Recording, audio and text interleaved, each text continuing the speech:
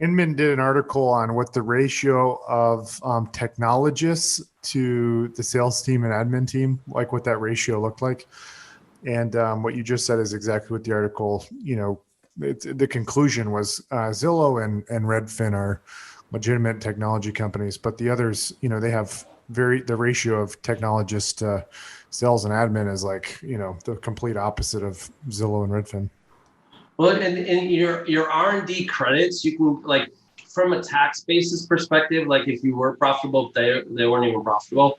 It was really insightful and not a surprise at all when they really shared what was under the hood with Compass, right? Like you looked at their stock valuation, how much lower it was when they finally got to market, right? Like they were positioning between $23 and $26 a share, and then had to downgrade their stock value.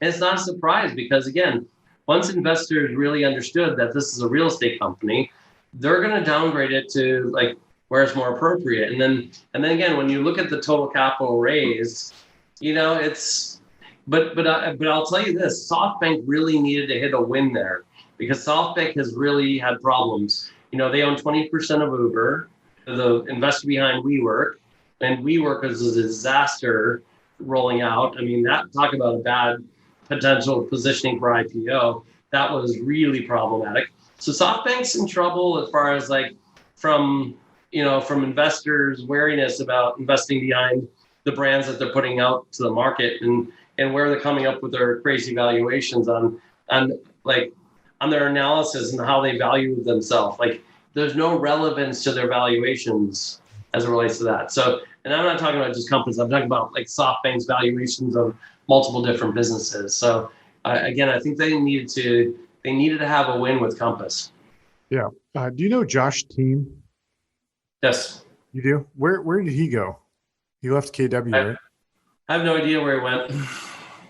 Who's the most successful regional partner in the KW system?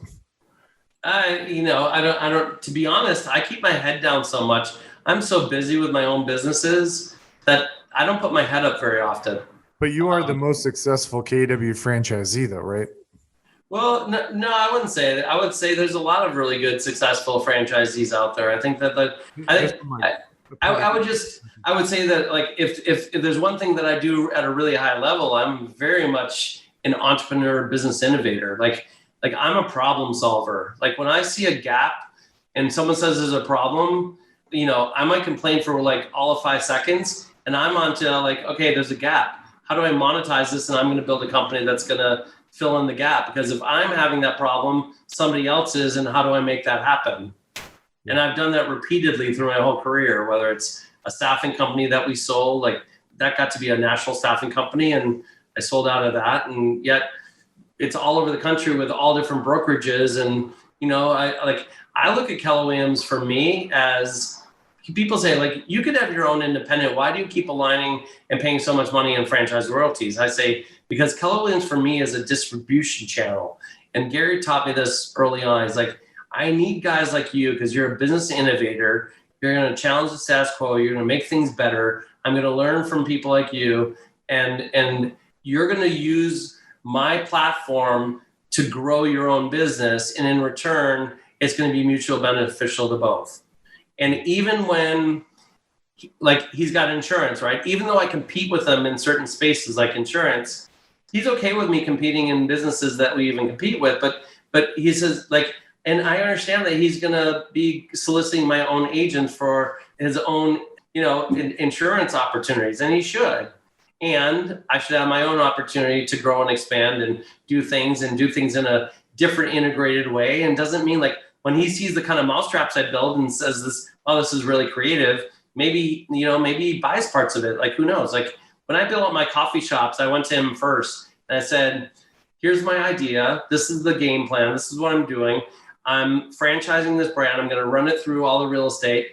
And I believe it's the market of the future. And I want to call it KW Cafe, KAFE. Do I have your blessing to do that?